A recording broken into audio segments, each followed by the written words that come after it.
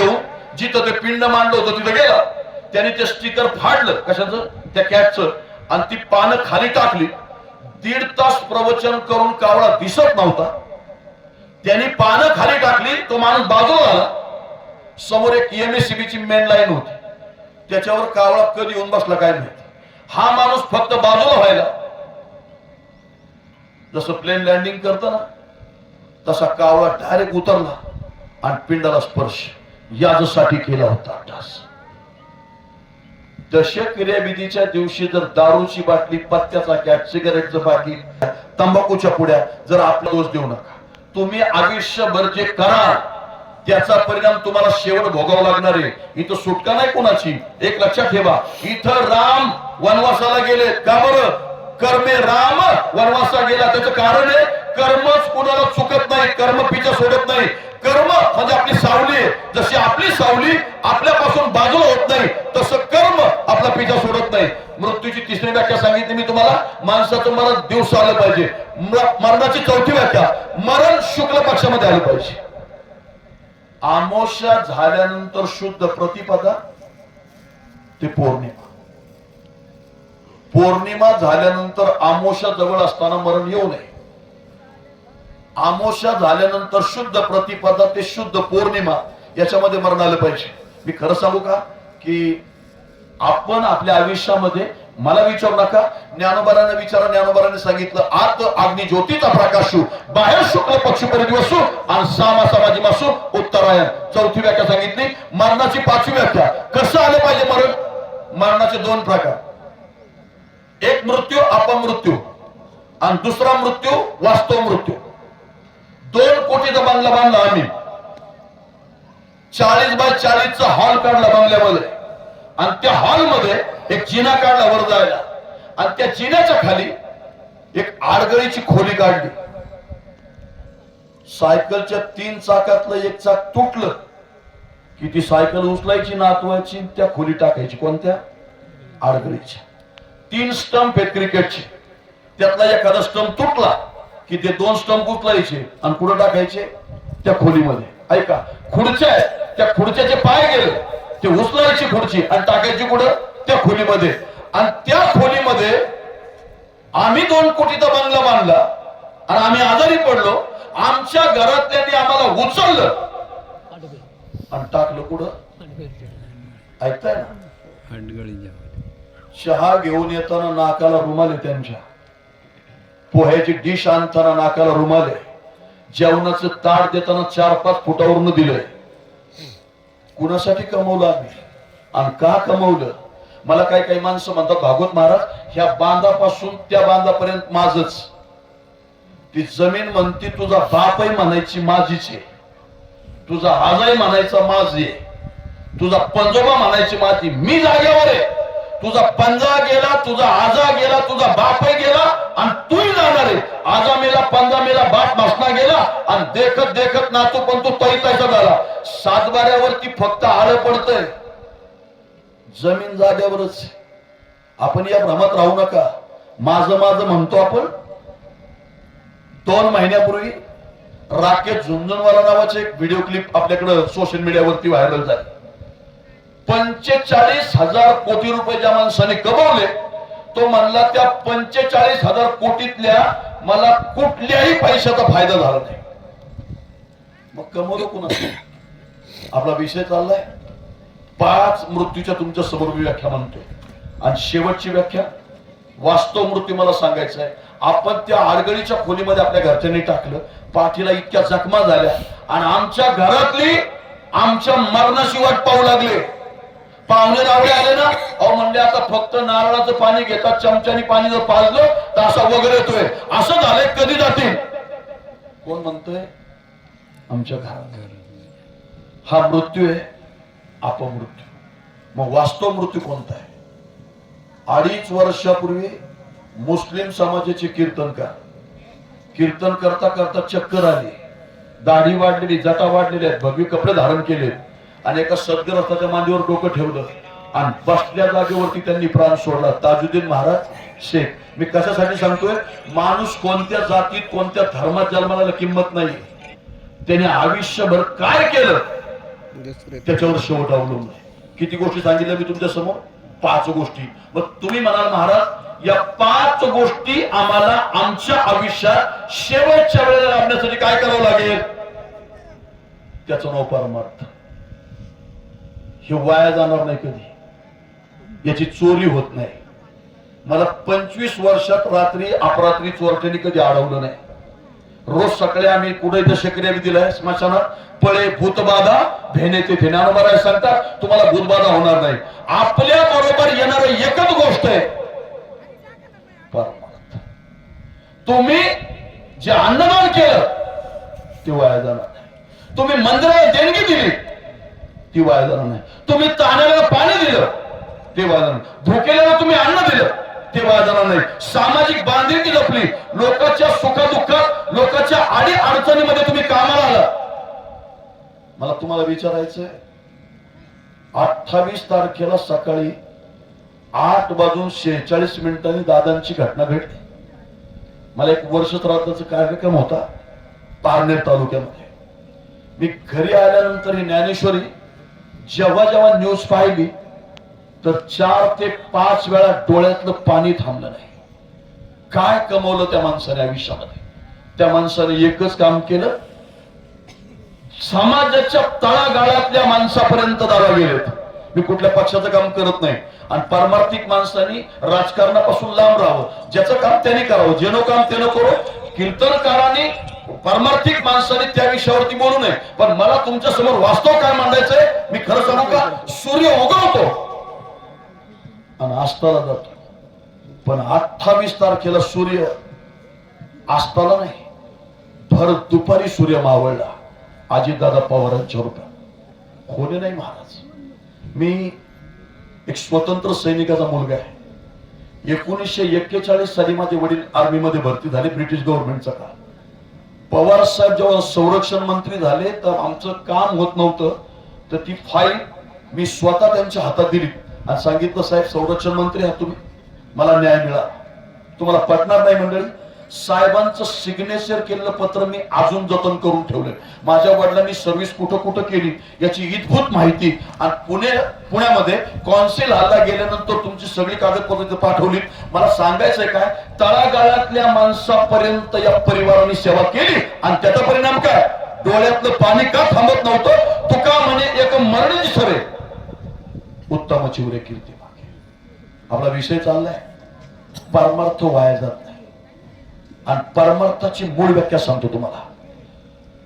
तुळशीची माळ घालणं म्हणजे परमार्थ नाही. मी थोडं वेगळ्या पद्धतीने बोलतोय. आळंदी पंढरीची वारी करणं म्हणजे परमार्थ नाही.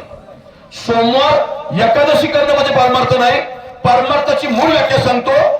आळंदी पंढरी देहू सोमवार एकादशी हे जे आपण करतो, संसारातून सोडवणूक आहे आपल्याला. आपली आपण करा सोडवणं आणि संसार बंधन तोडा वेगळे. पण परमार्थाची मूळ व्याख्या सांगतो, पुढे जायची गरज नाही.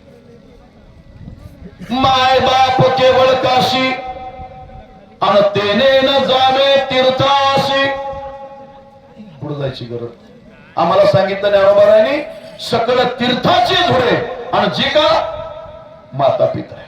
सगळ्यात मोठं दैवत जर कोणतं असेल, आमच्या घरात 2 दैवत आहेत. आमच्याकडं शिरूर मधून पंढरपूरला जायला साहेब 5 तास लागतात. 4 व्हीलर स्वतःचे असतात.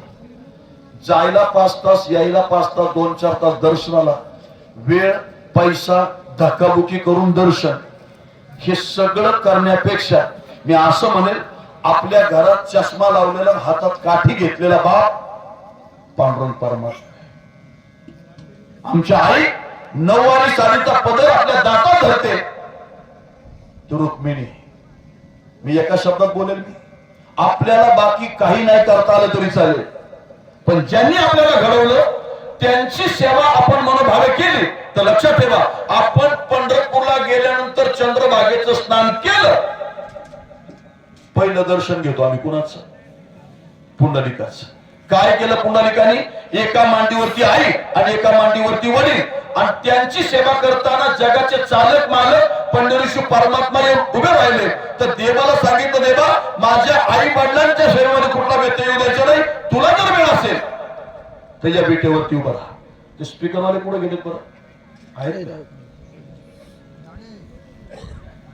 ते इको कमी करा, प्लेन आवाज ठेवा, तिथं बसा थोडा, फक्त इको कमी करा, बाकी नाही.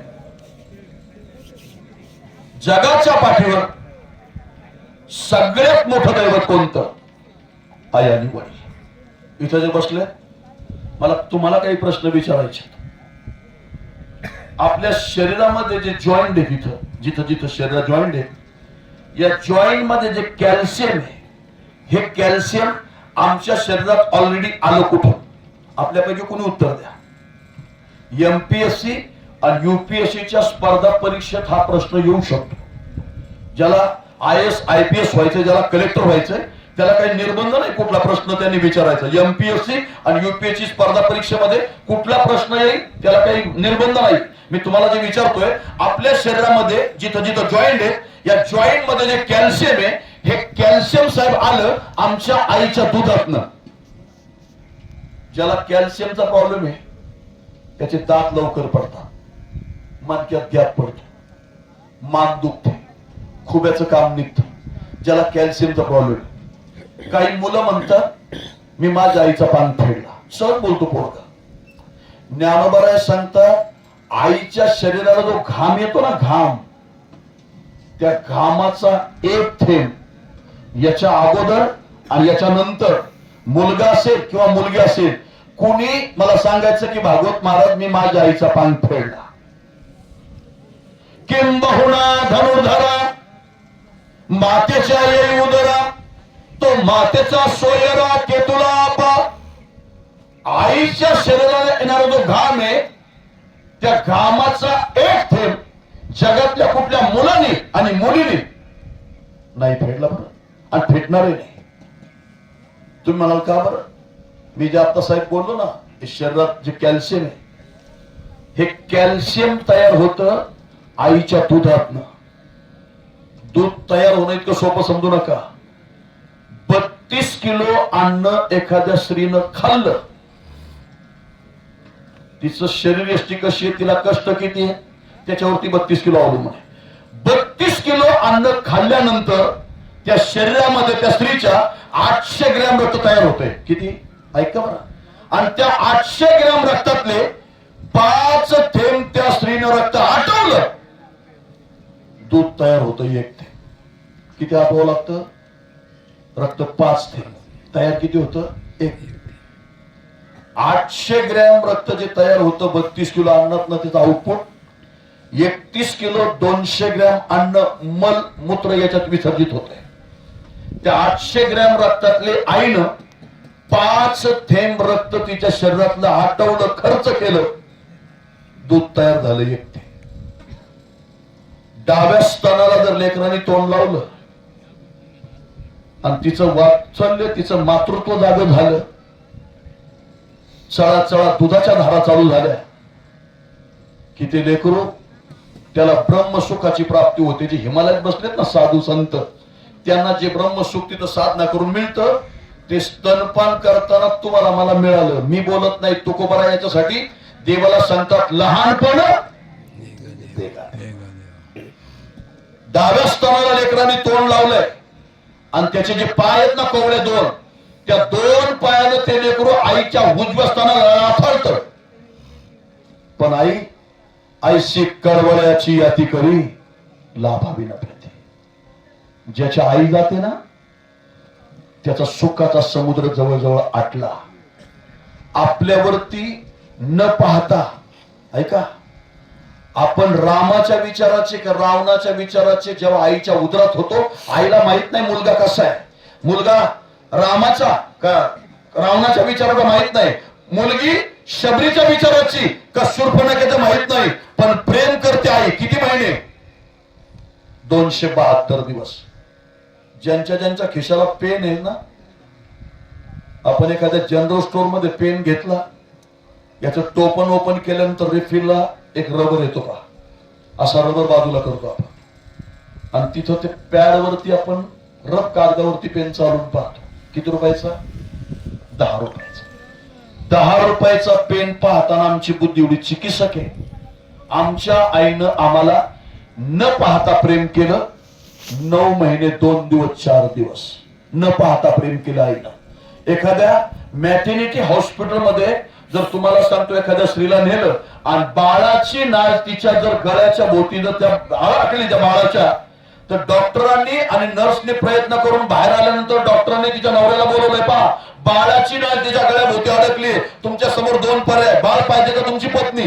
त्यानं स्वाभाविकपणे फॉर्मवरती सही केली आणि सांगितलं माझं बाळ गेलं तरी चालेल पण पत्नी वाचली पाहिजे. जर त्या ठिकाणी पत्नी गेली तर याचं संगोपन कोणी करायचं?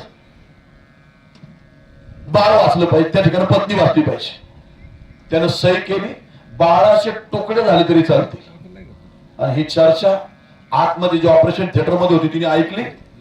तिने आतून आवाज दिला, डॉक्टर आणखीन एक फॉर्म घेऊन या.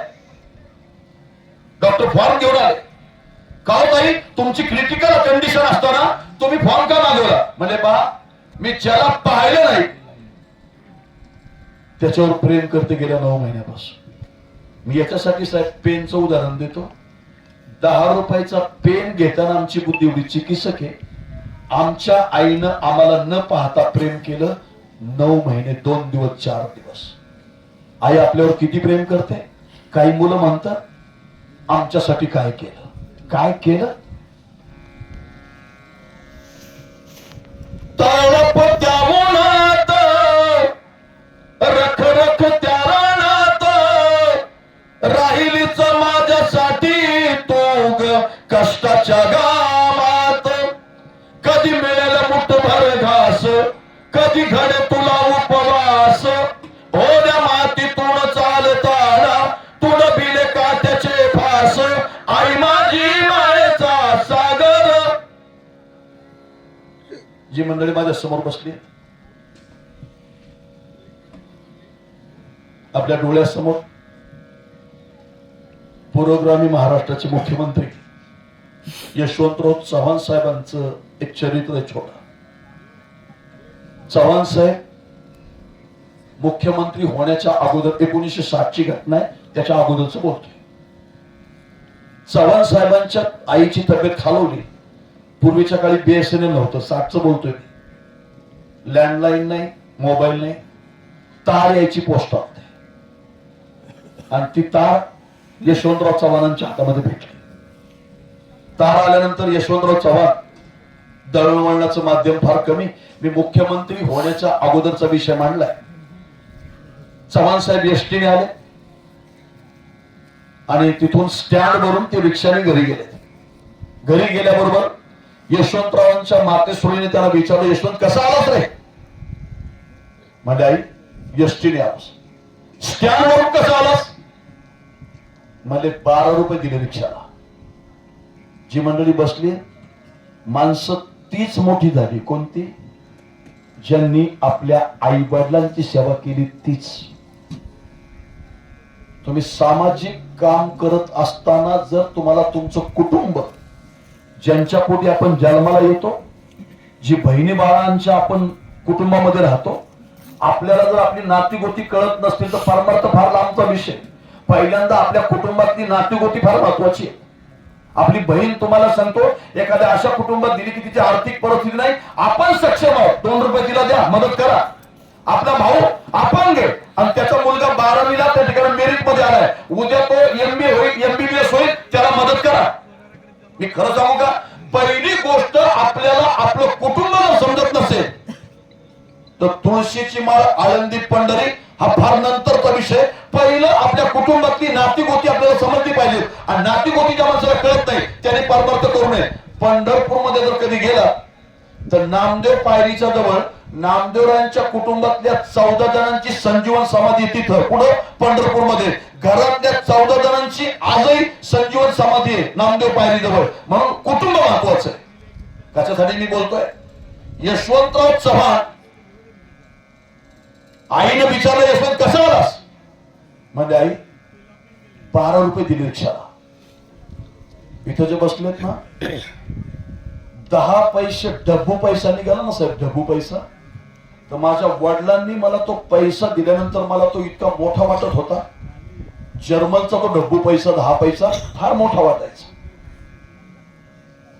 यशवंत 12 रुपये तू तिथून इथं यायला जे रिक्षाला दिलेस ना, माझ्या आजूबाजूच्या महिला खुरपायला जातात उन्हाळ्यामध्ये.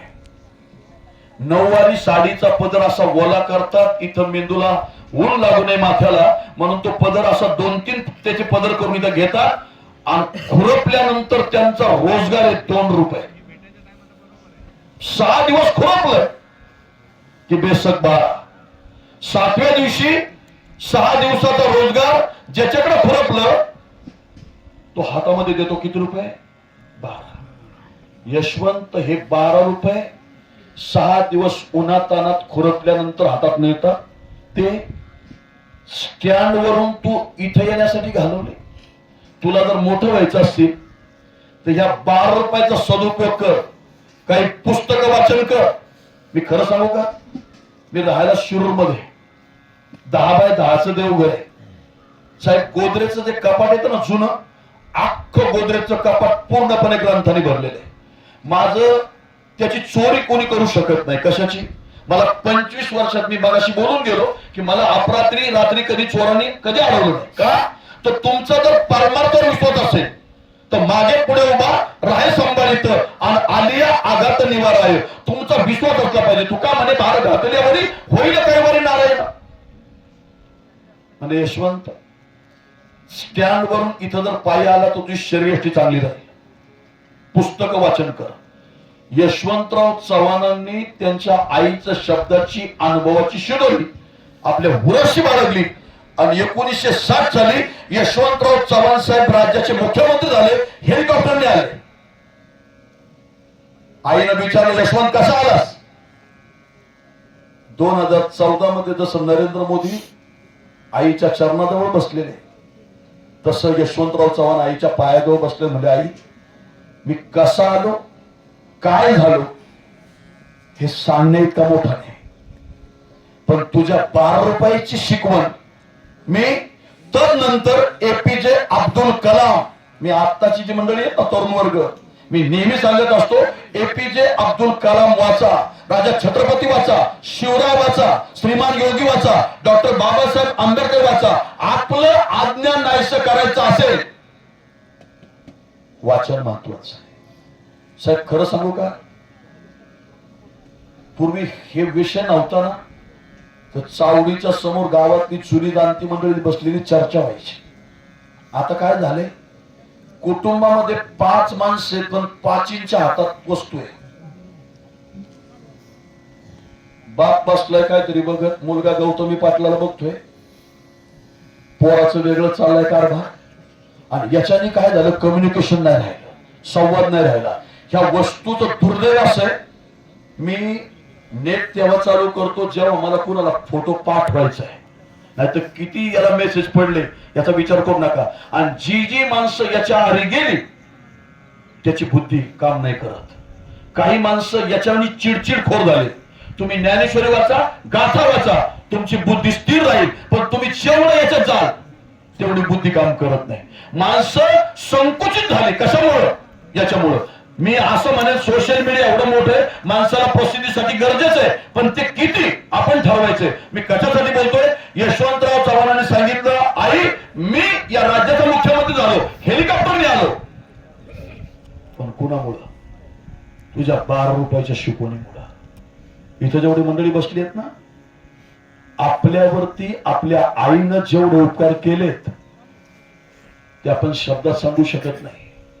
जेवढी मंडळी माझ्या समोर बसली, पण आता सध्या 21व्या शतकामध्ये दुर्दैव माणसाच.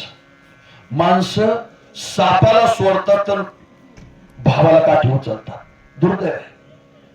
30 लाखाच्या फॉर्च्युनर मध्ये 1.5 लाखाचं आल्शिशन कुत्रा बरोबर घेऊन फिरायला घेऊन जातील, पण धोतर नेसणारा बाप बरोबर न्यायची लाज वाटते, शोकांतिक आहे. आईला आई म्हणण्याची लाज वाटते, शोकांतिक आहे. मंडळी माझ्या आईचं वय चालू आहे आता 87. 3-3:30 वाजता जरी मी घरी गेलो ना, सेफ्टी गेट आणि दरवाजामध्ये बांगल्याच्या अंतरे 5 फुटाच. बेल वाजवल्याबरोबर आई चावी घेऊन येते गेटची. 3:30 वाजता तिने ते गेट उघडलं. मी आतमध्ये गेली, बॅग ठेवली. मला 3:30 वाजता माझी आई विचारते दररोज, महाराज जेवलात का? किती वाजता? 3:30 वाजता. पत्नी मला सकाळी 9 वाजता विचारते पाकिट किती आलं होतं.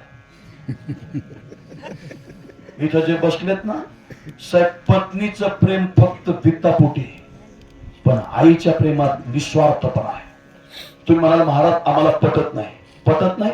तुम्ही पहा, मांजर जर ब्याली ना, तर मांजर ज्या दाताने उंदराचा फरशा पाडते त्याच दाताने पिलाला उचलते आणि 6 घरं फिरवते, पण दाताचा लवलेश पिलाच्या शरीरावरती येऊ देत नाही. का बरं? मातृत्व आहे. इथं जे बसले, कोंबडी डाव्या आणि उजव्या पाकडाखाली 10-20 पिलांना घेऊन राणी व्हिक्टोरिया सारखी एकदम थाटा चलते. या पकडाखाली आणि या पकडाखाली 10 पिले. तुम्ही पाहिले कोंबड्याला पकडाखाली पिले घेऊन अजिबात नाही. का बरं? मातृत्व आहे. काश्मीर जर व्याली, निसर्गाने व्यवस्था नाही केली काश्मिनीला, स्तन नाही दिला, त्या काश्मिनीच्या पिलाला भूक लागली. पिलं पाहतात कुणाकडं? आईकडं. आणि आईला कळतं माझ्या पिलाला भूक लागली. नेमकं काय होतं? कृपा कटाक्षा न्याहाळले, नुसतं एकमेकाला पाहिलं, पिलं तृप्त होता. पण साहेब आता झालंय काय माहितीये का? 21व्या शतकामध्ये जसं पर्यावरणाचा समतोल राहिला नाही ना. मला सांगा, भोगीच्या दिवशी पाऊस पडलाय.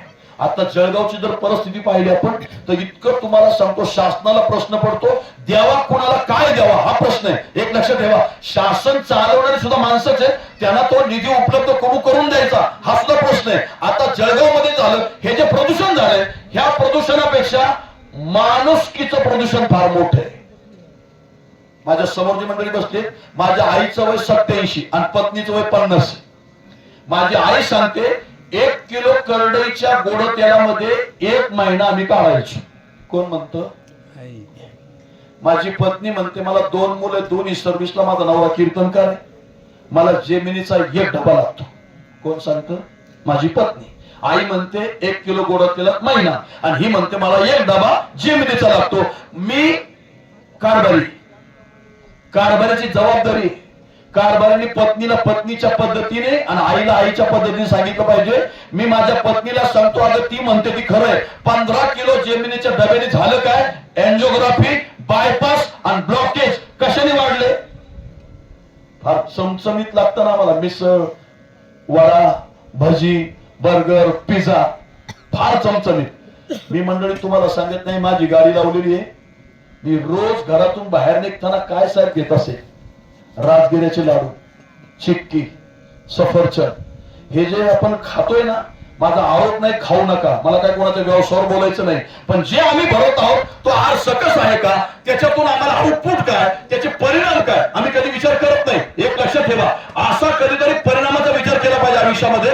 मी कशासाठी बोलतोय कारण लक्षात ठेवा, मी माझ्या पत्नीला आणि माझ्या आईला दोन्हींना त्या पद्धतीने सांगतो, म्हणलं आई तू 1 किलो तेलामध्ये जर तू महिना काढायची ना, तर तू 72च्या दुष्काळातलीस. आर्थिक सुबत्ता नव्हती म्हणून 1 किलो तेलामध्ये, आणि हिला तिच्या पद्धतीने सांगायचं. पण माझ्या माहितीप्रमाणे वैयक्तिक माहितीप्रमाणे आपली घरी वाट पाहणार फक्त एकच दैवत, आ म्हणजे आत्मा, ई म्हणजे ईश्वर. साहेब ज्याची गेली स्वामी तिन्ही जगाचा, आई विना भिकारी. माझ्या समोर जी मंडळी बसली, 2024 ची जनगणना, महाराष्ट्राची लोकसंख्या 12,93,00,000. किती? 12,93,00,000 लोकसंख्येमध्ये महाराष्ट्रामध्ये 1150 वृद्धाश्रम चालू स्थितीत आहे. कुणाला शंका असेल तर मोबाईलला मी डाउनलोड करून ठेवलंय, पाहू शकता. 1150 वृद्धाश्रमातले फक्त एका पुणे शहरामध्ये 65 वृद्धाश्रम एकट्या पुण्यात, जिल्ह्यात बोलत नाही मी. कुणाला शंका असेल तर प्रवचन झाल्यावर मी फार तुम्हाला क्लिअर दाखवेल. 1150 वृद्धाश्रम महाराष्ट्रामध्ये, त्यातले 65 वृद्धाश्रम पुण्यात आहे. 3 दिवसापूर्वीची बातमी, 90 लाखाचं पॅकेज आहे. आपण सोशल मीडिया वापरता, 90 लाखाचं पॅकेज आहे. 30 दिवसापूर्वी वडील आणि 20 दिवसापूर्वी आई कधी मरून पडली मुलाला माहित नाही आणि पत्नीला माहित नाही, कारण बाहेर गेलेले ते आई वडिलांना ठेवून, आणि त्यांच्या शरीरामध्ये किडे पडले. दुर्दैव. आम्ही चाललो कुठं? आमचा प्रवास कुठे चाललाय? लोक म्हणतात चंद्र मंगळवार आम्ही चाललोय, पण कधीतरी विचार करत नाही आम्ही की आमचा प्रवास चालू कुठे. कशासाठी मी बोलतोय ऐका. आज झालंय काय, 27-28 वर्षाच्या मुलाचं लग्न झालं. एका शब्दात बोलल मी, कार्ट्याच्या इथं अक्षर लागतात ना कुठं मागच्या मेंदूला, कार्ट्याच्या अक्कल मंडपात गेली समजायची. मुलगा बाहेरून येतो लग्न होण्याच्या अगोदर, आई माझा मोबाईल कुठे, आई माझा चार्जर कुठे, आई माझे कपडे कुठे, आई माझे की कुठे, गाडीची की कुठे, आई माझे शूज कुठे, आई माझे सॉक्स कुठे. कुठपर्यंत? एकदा लग्न झालं, मुलगा बाहेरून येतो, शब्दाचा प्रयोगही करतो आई, पण पुढचा शब्द आहे ती कुठे आहे. मला तुम्हाला विचारायचं आता, प्रेम आलो कुठून? आलो कुठून नाही, इकडचं ट्रान्सफर झालं तिकडे. तुम्ही पंक्ती जेवायला बसले ना, जोपर्यंत तुम्ही गुलाबजाम पाहत नाही ना तोपर्यंत बुंदीवर प्रेम आहे, आणि एकदा गुलाबजाम पाहिले की बुंदीवरचं प्रेम कमी होतं. मी कशासाठी बोलतोय? 28 वर्षाचा मुलगा आहे. ऐका, शेवटचा मुद्दा मांडतो आणि सेवेला पूर्ण विराम. नियोजित वेळेमध्ये कार्यक्रमाला पूर्ण विराम. 28 मुलाचं वय, लग्न झालं. लग्न झालंय, आईचं आणि पत्नीचं जमेल. मी आता बोलता बोलता 1150 वृद्धाश्रमात ते 65 वृद्धाश्रम पुणे जिल्ह्यात म्हणजे पुणे शहरात 97,000 आई वडील काही विचित्र सुना आणि मुलांच्या वेगळ्या वागणीमुळे 97,000 आई वडील त्या वृद्धाश्रमामध्ये मंडळी. ऐका, 97,000 आई वडिलांमध्ये एकही आई वडील शेतकऱ्याचं नाही. ही जमेची बाजू आमची. जेवढं गायीवरती प्रेम करतो ना तेवढं प्रेम आम्ही आमच्या आईवरती करतो. 28 वर्षाचा मुलगा लग्न झाले, बाहेरून आला, आई ती कुठे आहे, आई माझा मोबाईल, हे जे विचारणारा मुलगा, पण लग्न झालं पटेना. कोणाचं? आईचं आणि पत्नीचं पटेना. एक दिवस पत्नीनं सांगितले, पा तुम्हाला जर मी पाहिजे असेल तर तुमच्या आईची कुठतरी व्यवस्था करा, नसेल तर मला घटस्फोट द्या. तो म्हणला का माझ्या आईला लागतंय किती, अर्धी चपाती अर्धी भाकरी खाते, थोडस भाजी खाते, तिला लागतंय किती. ती म्हणली बाकी मला माहित नाही, एक तर मला घटस्फोट द्या नाही तर तिची व्यवस्था करा. म्हणजे पुढे ठेवून दिला. त्यानं तिने सांगितलंय काम करा, आपली जिथं शेती आहे त्या शेतीमध्ये तिथं रात्री झोपडी बांधून द्या. 11 वाजले की डबा देईल सकाळ दुपारचा, आणि संध्याकाळी 7 वाजले की डबा देईल मी. पत्नीचं ऐकलं यांनी आणि आईला झोपडी बांधून दिली. 11 वाजले की डबा घेऊन जा, संध्याकाळी 7 वाजले की डबा घेऊन जा. 6 महिन्यामध्ये याचं शेतीकडे काही लक्ष लागेल. परिणाम त्याने आपल्या पत्नीला सांगितलं, बघ मला डबा घेऊन जाण्या येण्यामध्ये जो वेळ जातो त्याला फार वेळ जातोय माझी अशी इच्छा आहे. म्हणजे काय करू तरी काय, मला आईला ते म्हणे तिथं ठेवलंय ना, मला बाकी सांगू नका. म्हणजे मी करू काय? म्हणजे पा तुमच्या आईला जिथं तुम्ही आपली शेती जिथं आहे तिथं झोपडी बांधून दिली, रात्रीची लाईटची व्यवस्था नाही, चिमणी चालू असते,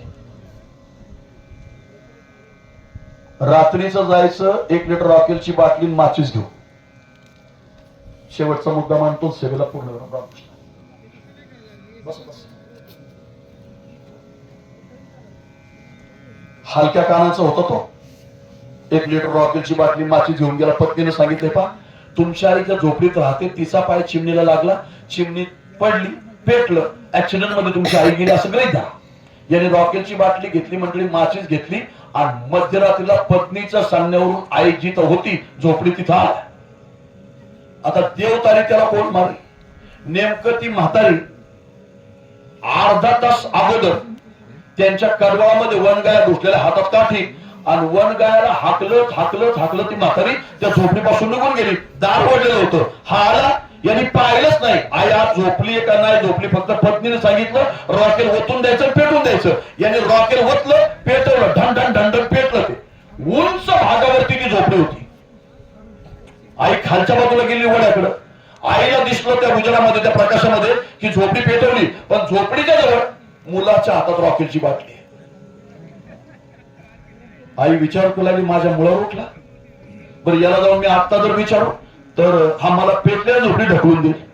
मग आई हुशार होती, आई तशी पुढे गेली आणि एका वडाच्या झाडावरती ती म्हातारी लांडग्याची बिबट्याची भीती म्हणून त्या झाडावर चढून बसली.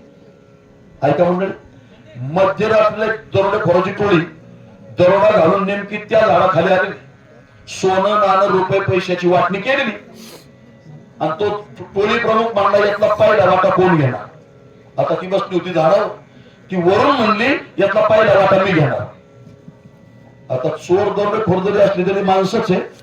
वरून झाडावरून मध्यरात्रीला 2:30 वाजता आवाज आला, भूत करून सगळे पळून गेले. सोनं नाणं रुपये पैसे तसेच राहिले. म्हातारी खाली उतरली पाठ, सोनं नाणं रुपये पैसे त्या एका कपड्यात बांधले, आली घरी, कडी वाजवली, मुलाने दार उघडलं, पाहतात आई समोर 440 व्होल्टेजचा शॉक. म्हणलं आई तू कस काय? म्हणजे रात्री आलता ना तू रॉकेलची बाटली घेऊन. म्हणलं हा. वतलं? म्हणलं हा. पेटवलं? म्हणलं मला तुला विचारायचं तू या ठिकाणी आली कशी काय? म्हणली जेव्हा तू पेटवलं तेव्हा मी मधोमध बाजू झोपलो होतो. आई खोटं सांगत होती. आणि चारही बाजूनी पेटल्यानंतर मी तशीच धुराधुराने वर गेले. वर गेल्यावर मला तुझं म्हातारं भेटलं. तुझ्या म्हातारीने मला विचारलं रामाचं कसं काय चाललंय. मी सांगितलं कोरोनामुळे रामाचं सध्या हात घायला आले. तेव्हा तुझ्या बापानी हे वरून गबाळ दिलं. कोणतं? जे दरोडेखोराच्या टोळीने लुटलेलं होतं ते. हे सगळं सोनं नाणं रुपये पैसे गाठ उघडली आणि पाहतात मुलगा म्हणला एवढं कुठं आणलं आणि वरून. तेवढ्यात सुनबाई आली. सुनबाईने रुपये पैसे सोनं नाणं माणिक मोती पाहिले. म्हणजे आत्या कोण आणलंय? म्हणजे वरून. वरून म्हणजे मी वर गेलो होतो स्वर्गात. म्हणजे वर गेलो माझ्या आई बा भेटले का? म्हणजे भेटले ना. काय निरोप आहे? त्यांनी सांगितलं 4 दिवस लेकीला वर पाठवून द्या. समजलं समजून घ्या. म्हणजे कसं काय जायचं? म्हणजे काय नाही, हा परत एक झोपडं बांधील, रॉकेटची बाटली घेऊन मी त्याला पाठवील, माचीस घेऊन पाठवील, तू मधोमध बाजू झोपायचं, राखेल ओतून देईल, चारही बाजूने पेटलं. जशी मी धुराधुराने वर गेले तशी तू सुद्धा. याच्यातला विनोद बाजूला करा. आपण आपल्या आई वडिलांचा अपमान आपल्या मुलांच्या समोर जर केला तर लक्षात ठेवा आपली मुलं आपल्याबरोबर तोच व्यवहार करणार. चुकीचं आई वडिलांच्या बरोबर वागला, तुळशीची माळ घालून फायदा नाही, आळंदी पंढरीची वारी करून फायदा नाही, सोमवार एकादशी करून फायदा नाही. मी तर असं म्हणेन तुम्ही बाकीच्या गोष्टी नाही केल्या तरी चालतील पण त्यांची सेवा करा. कारण लक्षात ठेवा ज्या दिवशी आई जाते त्या दिवशी समजायचं आपला सुखाचा समुद्र आटला. तुकोबाराय सांगतात बाळाला माहित नाही आपल्या आईनं आपल्यासाठी किती कष्ट घेतले हे बाळ सांगू शकत नाही. म्हणून वेळेचं बंधन, थांबायचं असेल तर मला सांगा, नाही तर मी बोलत राहील. माझा काही विषय नाही, मला काय खाली बोलून बोलायचं नाही. म्हणून लक्षात ठेवा या मृत्यू लोकांमध्ये तुम्ही आणि मी आपण येताना काही आणलं नाही आणि आपल्या बरोबर घरातले काही देणार नाही. मग येईल काय आपल्या बरोबर? या हाताने केलेलं पुण्य. पुण्याई सोडली तर इथून आपल्या बरोबर काही येणार नाही. 80,000 बायका, 1,00,000 मुलं, 1,25,000 नातू आणि 1,30,000 पंतू, 4,35,000 रावणाच्या कुटुंबातले 7 कोटी शुद्ध सोन्याची घर, ज्याच्या आरसीसी कॉलम, ज्याचं स्ट्रक्चर, ज्याचा स्लॅब, ज्याचं विंडो सील, ज्याचं स्पार्टेक, सगळं सगळं सोन्याचं. पण तुकोबाराय म्हणले सांगा ते कवडी गेली नाही. आपल्या बरोबर सुद्धा कुणी काही देणार नाही. चुकीचं वागला त्याचा परिणाम इथं भोगावा लागेल. चूक कुणाला सुटत नाही. राम जर 14 वर्ष वनवासाला गेले ना त्याचं कारण आहे. लक्षात ठेवा दशरथ राजाला 4 मुलं नसताना पाणी पाजायला कुणी नाही ना त्याचं कारण आहे. कारण इथं कर्म कुणाचा पिछा सोडत नाही. माझ्या समोर जी मंडळी बसली मध्य प्रदेश मध्ये घडलेली एक घटना तुमच्या समोर मांडतो, सेवेला पूर्ण विराम देतो. ऐका, एमपी मध्ये मध्य प्रदेश मध्ये हिंदी चित्रपटसृष्टीमध्ये किशोर कुमार नावाचे महान गायक होऊन गेले. त्यांचं गाव आहे खांडवा. त्या खांडव्यामध्ये रमेशचंद्र शर्मा नावाचे एक मेडिकलचे फार मोठे डिस्ट्रीब्युटर, फार मोठे म्हणजे अख्ख्या मध्य प्रदेशला सगळं मेडिकल ते पुरवायचे. एवढं मोठं त्यांचा तो व्यवसाय फार मोठा. त्यांनी त्या व्यवसायाच्या माध्यमातून अनेक प्लॉटिंग, जमीन, जुमला, सोनं नाणं, मार्केटिंग मध्ये तुम्हाला सांगतो त्यांचं नाव, शेअर्स मार्केट मध्ये नाव, एवढे पैसे कमवले की मोजमाप नाही संपत्तीला. ऐका काय घडलं. एक दिवस ते मेडिकल मध्ये असताना 74-75 वयाचा एक वयस्कर व्यक्ती ग्रामीण रुग्णालयातून औषधाची चिठ्ठी घेऊन एक म्हातारा माणूस त्या मेडिकल मध्ये आलेला. चिठ्ठी काउंटरला ठेवली. चिठ्ठी काउंटरला ठेवल्याबरोबर मेडिसिन होतं 1200 रुपयाचं. त्या माणसानं, ग्रामीण रुग्णालयातून आलेला तो माणूस गरीब होता. मंडळी त्यांनी खिशातले पैसे बिशे काढले तर पैसे भरले 700 रुपये. किती कमी पडले? किती कमी पडले? 500 रुपये. 1200 रुपयाचं मेडिसिन आणि 500 रुपये कमी पडले. तर त्या रमेशचंद्र शर्मा नावाच्या त्या व्यक्तीला एवढा राग आला, त्यानं ती चिठ्ठी आणि ते 700 रुपये असे उचलले आणि रस्त्यावर फेकून दिले. आता ते फेकून दिल्याबरोबर त्या माणसाच्या डोळ्यात पाणी. तो माणूस ते पैसे गोळा करतोय रोडला, तेवढ्यात एक रिक्षावाला आला तिथं. खरं सांगू का, आपण काही विशिष्ट वर्गाला टार्गेट करतो. रिक्षावाला अमकाय, रिक्षावाला तमकाय, झोपडपट्टीत असाय, हे काही कारण नाही त्याला. एक लक्षात ठेवा, सगळीच माणसं सगळीच वाईट असतात असं मानण्याचं कारण नाही. त्या रिक्षावाल्याने त्याला विचारलं, बाबा काय झालं? म्हणजे माझी पत्नी शेवटची घटका मोजते, ग्रामीण रुग्णालय, 500 रुपये कमी पडले, तर यांनी रस्त्यावर पैसे फेकून दिले. त्या रिक्षावाल्यांनी मंडळी आपल्या जवळचे 10-20च्या नोटा असे 500 रुपये त्या माणसाला दिले आणि 1200 रुपयाचं मेडिसिन त्याला त्याने घेतलं आणि तो माणूस निघून गेला. तुम्ही खरं सांगू का, रिक्षावाला वाईट मानायचं कारण नाही. आनंद दिघे साहेब सांगायचे की गोल टोपी घालून नमाज पडणारा आमचा मित्र आहे, पण गोल टोपी घालून पाकिस्तानचा जय जयकार करणारा आमचा मित्र नाहीये. त्याने तिकडे जायचं. जो या भूमीत राहतो त्याला वंदे मातरम म्हणावं लागेल, त्याला भारत माता की जय त्याला म्हणावं लागेल. या भूमीत राहतो त्याने भगवा आणि तिरंग्याला तेवढा सन्मान दिला पाहिजे. गोल टोपी घालून नमाज पडतो तो आमचा मित्र आहे, पण गोल टोपी घालून पाकिस्तानचा जय जयकार करतो तो आमचा मित्र नाही. दिघे साहेब म्हणायचे बरं. ऐका मंडळी, त्या रिक्षावाल्याने त्याला 500 रुपये त्या माणसाला दिले. 12 रुपयाचं मेडिसिन घेतलं, तो माणूस घरी आला. त्या मेडिकल मध्ये, त्या ठिकाणी रुग्णालयामध्ये आला. औषध घेऊन येऊपर्यंत 3 मिनिटं उशीर झाला आणि त्यांच्या पत्नीने प्राण सोडलेला. अग्निडाग दिला. परत तो माणूस सावरून त्या मेडिकल मध्ये आला. म्हणजे शेठजी, मी 1200 रुपयाचं मेडिसिन आणण्यासाठी तुमच्याकडे आलो, 500 रुपये कमी पडले, तर तुम्ही मला जर ते औषध वेळी दिली असती तर यदा कदाचित माझी पत्नी वाचली असती. पण तुम्ही मला ते औषध दिलं नाही, पैसे फेकून दिले. मी तुमच्याकडे काही वाकडं करू शकत नाही. सत्ता संपत्ती आहे तुमच्याकडे, मी काही वाकडं करू शकत नाही. पण मी तुम्हाला एक शब्द बोलून जातो, जी वेळ माझ्यावर आली ती वेळ तुमच्यावर येणार. एमपी मध्ये, मध्य प्रदेश मध्ये सगळ्यात मोठं मेडिकलचा डिस्ट्रीब्युटर्स येतो. तो काही सामान्य माणूस नाही. करोडो रुपये त्या माणसाने कमवलेले. आणि एक माणूस त्याला बोलतोय की एक दिवस तुमच्यावर वेळ येणार. बऱ्याच वेळेला लोक म्हणतात कावळ्याच्या शापानं गाय मरती का? मरती. लक्षात ठेवा, जर तळतळ लागली ना मरती. ऐका, 4 वर्षानंतर काय झालं ऐका.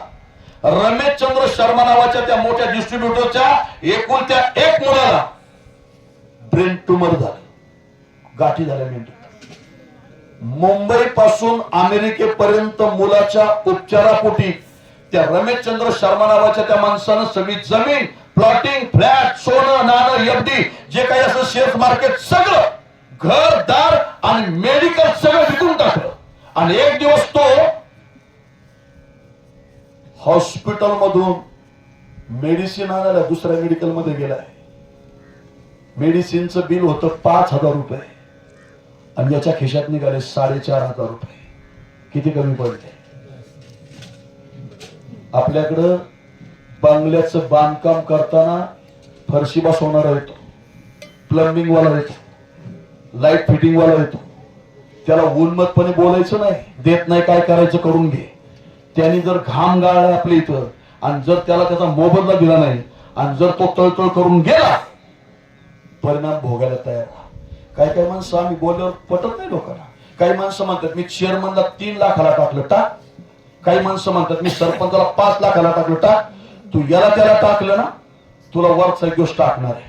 तू हिसाब कर ले अपने हिसाब से, पण लेकिन ऊपर वाला हिसाब लेगा वो भी अपने हिसाब से केले कर्म झाले त्याची भोग आले आणि उपजले मेले ऐसे किती. म्हणून वेळ नाही माझ्याकडे. मला नियोजित वेळेमध्ये या ठिकाणी सेवा आटपायची. मला या कार्यक्रमाच्या निमित्तानं भोसरीमधनं मला फोन गणेशजी देवकरांचा. मंडळी तुम्हाला पटणार नाही, मला हा प्रवास करताना घर सोडावं लागले 4:45 वाजता. पुढे आल्यानंतर ड्रायव्हर म्हणलं किती टन म्हणजे कोकणात आल्यासारखे वाटू लागले. म्हणून या ठिकाणी आज ज्या मातेचा दशक्रियाविधी गागरे परिवारांच्याच दशक्रियाविधीच्या निमित्तानं भोसरीमध्ये मी आलेलो. म्हणून या ठिकाणी आलेलो.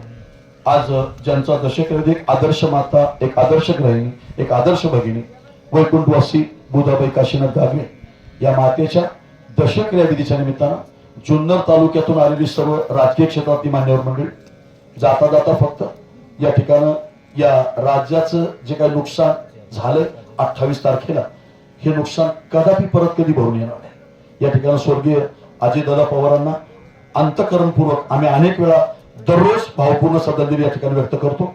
म्हणून त्यांना भावपूर्ण श्रद्धांजली या ठिकाणी व्यक्त करतो. झालेली सेवा एका आदर्श मातेच्या चरणी, माझ्या समोर बसलेली आजोबांच्या वयाची, वडिलांच्या वयाची, थोरल्या भावाच्या वयाची, राजकीय, आध्यात्मिक, सामाजिक, शैक्षणिक, क्रीडा, विज्ञान, सहकार क्षेत्रातील मंडळी, आपणा सर्वांच्या चरणी या सेवेला याच ठिकाणी पूर्ण विराम. पुंडरी कवरधारी विठ्ठल श्री